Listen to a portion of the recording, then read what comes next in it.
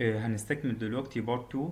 طيب، اول ستيب احنا اتكلمنا بس عن التري، والتري دي عبارة عن رسمة، ما جبناش سيرة الكود. احنا اي نعم كتبنا كود، بس لا، عشان هو كنا بنقول ايه فايدة التري. طيب دلوقتي هنبدأ بقى نوظف التري دي ازاي، او هنبدأ نكتب مثلا كود. اول حاجة عندنا الريتيرن تايب. طيب عندي نوعين من الريتيرن تايب، لا اما void لا اما اي حاجه تاني. الريتيرن تايب دوت هترجع لي قيمه، معنى كده ريتيرن لا اما هترجع قيمه لا اما مش هترجع قيمه. زي الفويد مش هترجع قيمه، لكن لما اقول لك ريتيرن مثلا زي الفاكتوريال هترجع قيمه. طب يبقى هتستخدم ايه؟ انت. طيب زي ايه مثلا؟ زي مثلا اول مثال اللي احنا استخدمناه اللي هو دو اطبع لي الحاجات دي. تمام. طيب فانت هنا هل انت رجعت قيمه؟ لا، ما رجعتش قيمه، فاستخدمت ساعتها void. طيب لكن لما اقول لك ساعات الفاكتوريال انت هترجع قيمه، يبقى ساعتها لازم يكون ايه؟ طب القيمه دي بتاعتك هتكون رقم ولا لا؟ هتكون رقم، يبقى ساعتها استخدم انت. طب لو مثلا هرجع قيمه string، يبقى ساعتها الريتيرن تايب هتكون ايه؟ string، وهكذا. طيب حاجه تاني، الريتيرن تايب دي هتفيدني في ايه؟ هتفيدني مع الريكيرسيف كول. ازاي؟ هل الريكيرسيف كول هتاخد ريتيرن ولا لا؟ يعني ايه؟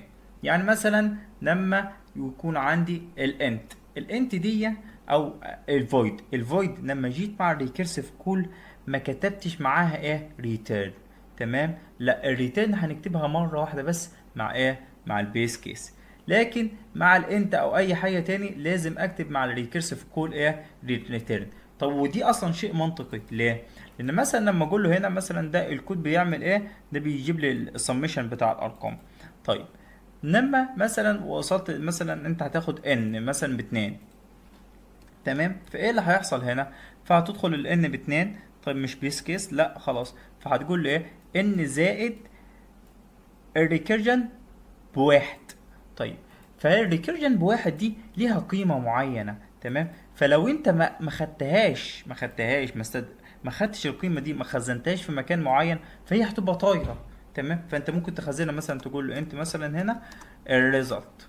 تمام. واحنا اتفقنا اللي هي فانكشن دي انت ليها ايه؟ لازم يكون ليها ريتيرن بالظبط. يبقى ساعتها هتقول له مثلا ريتيرن الريزلت، او على طول ريتيرن على طول ايه؟ للفانكشن، للاستدعاء للريكيرسيف كول. ليه؟ عشان تبقى القيمه بتاعتك ايه؟ تستقبلها، لانك انت ما خدتهاش كده القيمه هتبقى طايره. فلنفترض مثلا تعال نجربها تبقى ازاي طايره.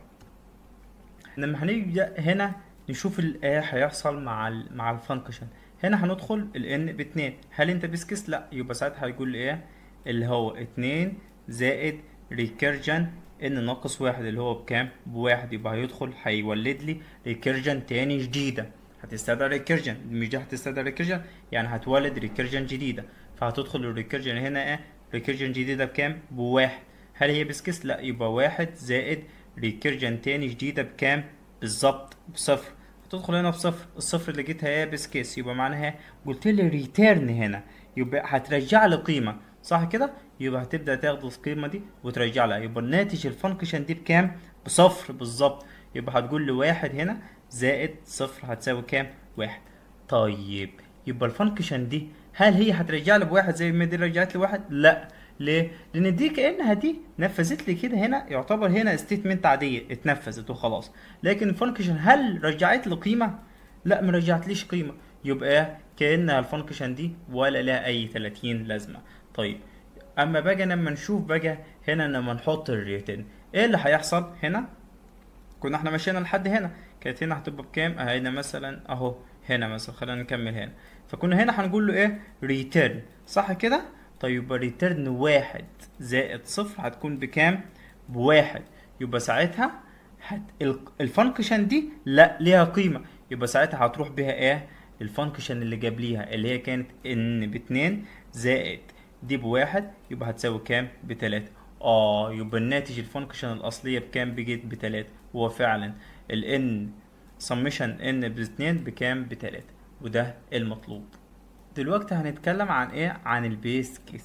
البيس كيس دي اللي هي الكونديشن اللي هتوقف لي الفانكشن الريكيرجن بتاعتي. وكمان مش بس كده، لا ده كمان هتبقى هتوقفه لي مع الفويد مثلا زي ما احنا خدنا هنا الفانكشن، او انا مش شايفتها ماتت. لا كمان مع الانت بتبقى ليها ميزه مهمه جدا، آه اللي هي بتديلي القيمه الاخيره، اللي زي مثلا لما احنا اتكلمنا هنا على الفانكشن السمشن، صح؟ كنا بنقول له هنا ايه؟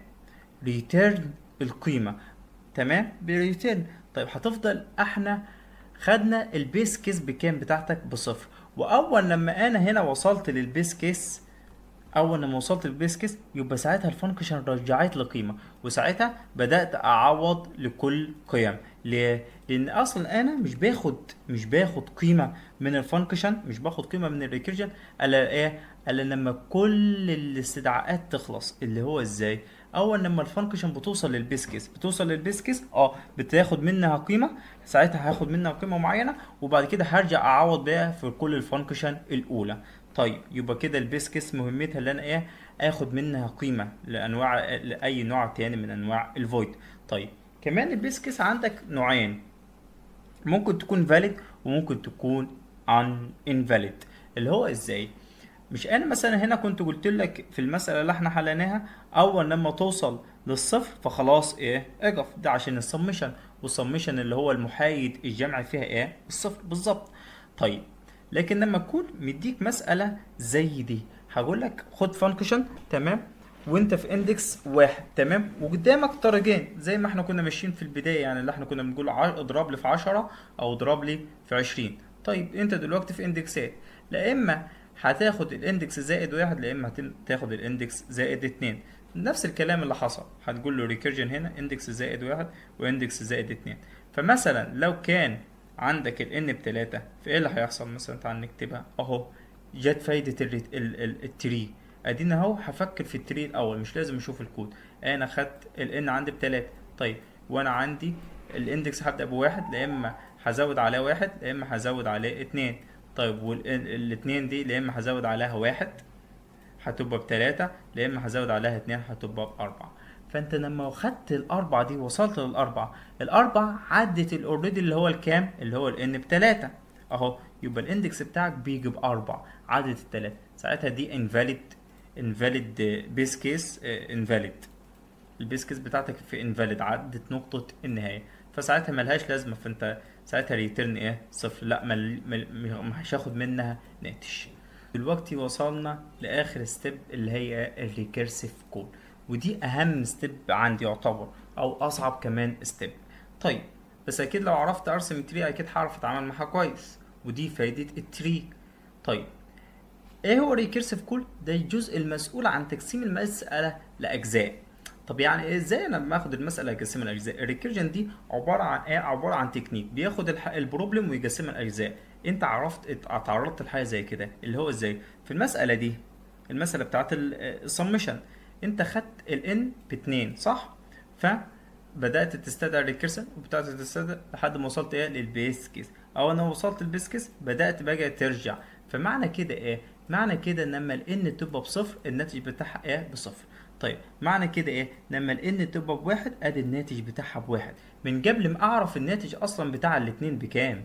هو اصلا انت اديت له الان باتنين، فهو معنى الناتج كده لازم يكون الان بتلاتة، الناتج بتاعها بتلاتة. لكن ايه؟ انت عرفت ناتج الان بواحد مع ان هو مش طالبه، من قبل ما تعرف الناتج الاساسي. الان بواحد بيكون ايه؟ بواحد، وهكذا. طيب ده كانت مثلا حاجه في الريكيرسيف كول. طب الريكيرسيف كول على اساس ايه؟ على اساس عندي على اساس الريتيرن تايب. ازاي هكتب الريكيرسيف كول على اساس الريتيرن تايب؟ لما يكون بفويد ساعتها هكتبها ايه؟ على طول كده بدون ريتيرن. لكن لما تكون معايا اي حاجه تاني هكتبها ريتيرن. وزي ما وضحنا الفرق بين دي اللي انا كتبت هنا ريتيرن وما بين اللي انا ما كتبتش ريتيرن. تمام جدا. طيب قلت لك مع الريتيرن هنا مش هستدعي ريكيرسيف كول. طيب اما مع الانت لازم يكون عندي ايه؟ وان ريتيرن. طيب وزي ايه مثلا المثال؟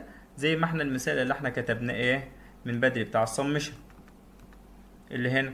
خلاص انا هنا خلصت الناتج، فخلاص استقبلت الناتج في حاجه، فانا وبعد كده رجعت الريتيرن، او قلنا لك ايه؟ ممكن نكتب على طول هنا ايه؟ على طول الريتيرن كده من غير يساوي يعني.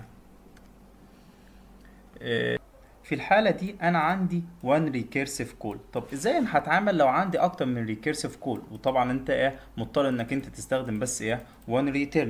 طب زي زي المسألة اللي احنا خدناها، اللي أنا هاخد الرقم هضربه مرة في 20، هضربه يا إما في 10 يا إما في 20. كان الكود بتاعه؟ كان الكود بتاعه كاتبينه بالشكل ده void. طب تعال نجرب نعمله int. طيب احنا اتفقنا ان احنا هيكون عندي one return. طيب صح. طيب في الحالة دي أنا هعمل قدامك طريق من الطريقين، لا اما هتستخدم احد العمليات اللي هو الاور والاند والبلس والكلام ده، او اخزن ناتج كل ريكيرسيف كول وفي النهايه اطبع الناتج التخزين زي ما احنا عملنا مع الصم كده. بس طبعا هتكون اكتر من ريكيرسيف كول وفي النهايه هتطبع برضو الريزلت. طيب في الحاله دي انا هعمل انا دلوقتي عندي ريكيرسيف كول واحد وعندي ريكيرسيف كول اتنين.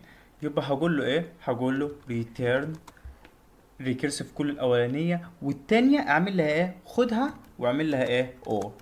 يبقى انت كده الريتيرن بتاعتك عملتها، استخدمت هنا احد العمليات الحسابيه، وكده خدت الريكيرسيف كول الاولى والكورسيف كول التاني. وطبعا العمليات اللي انا بستخدمها ما بتكونش بطريقه عشوائيه، بستخدمها طبعا على حسب ما المساله بتكون مطالبه مني بالظبط.